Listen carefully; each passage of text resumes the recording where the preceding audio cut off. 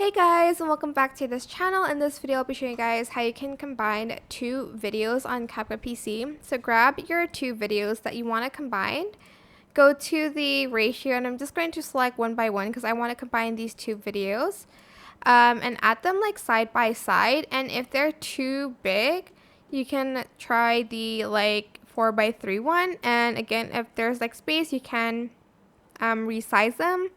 Or you can crop them in the like 1:1 one. In the 1:1 one, sorry. So just place it like next to each other. Like so. And then as you can see now, they're like side by side. And that's how you can put two videos together. You can also do it like on the top and on the bottom as well. But that is it. I hope this tutorial is helpful for you guys. Don't forget to like, comment, share. Also subscribe to this channel if you haven't done that already. If you have any more questions, just leave it in the comment section down below. I will try my best to answer them all for you guys. And if you found this video helpful, please click the thanks button above the description box down below. Thank you so much for watching. Bye!